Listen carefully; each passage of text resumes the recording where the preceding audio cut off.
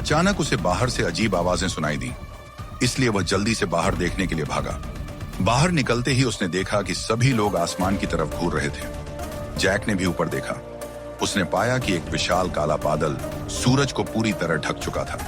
साफ देखने के लिए वह तुरंत घर के पीछे वाले आंगन की ओर भागा, लेकिन तब तक तूफान और भी भयानक और अजीब हो चुका था।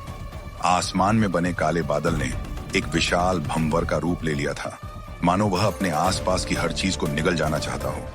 यह साफ था कि मामला बिल्कुल साधारण नहीं था, लेकिन तभी अगले ही पल तूफान अचानक रुक गया। पूरा संसार जैसे एकदम शांत हो गया हो। ऐसा लग रहा था मानो किसी ने पूरी दुनिया की आवाज बंद कर दी हो। तभी अचानक आसमान से बिजली गिर पड़ी।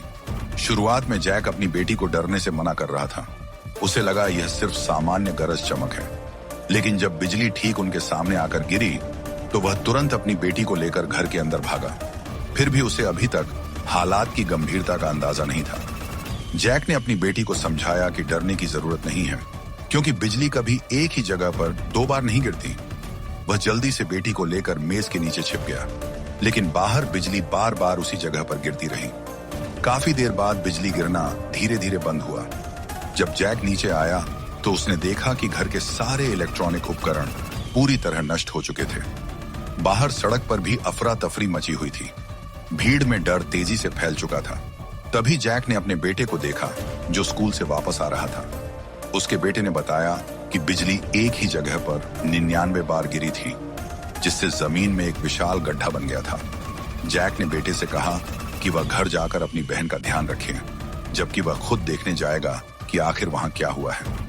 जब जैक उस गड्ढे के पास पहुंचा तो उसने जिज्ञासा से जमीन पर पड़े एक पत्थर जैसे टुकड़े को उठाया। उसे महसूस हुआ कि वह टुकड़ा बेहद ठंडा था, मानो अभी अभी किसी फ्रिज से निकाला गया हो। लेकिन इससे पहले कि कोई कुछ समझ पाता, अचानक उनके पैरों के नीचे की जमीन फट गई।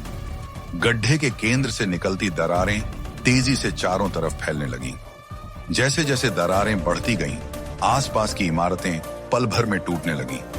उससे भी ज्यादा डरावनी बात यह थी कि जमीन किसी भयानक शक्ति से ऊपर उठने लगी और फिर तुरंत ध्वस्त हो गई। चारों तरफ कांच के टुकड़े उड़ने लगे।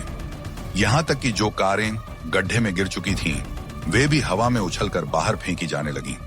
फिर सबकी आंखों के सामने जमीन के नीचे से एक विशालकाय राक्षसी जीव बाहर निकला। वह धीरे धीरे हवा में ऊपर उठने लगा। लोगों ने पहले कभी ऐसा जीव नहीं देखा था।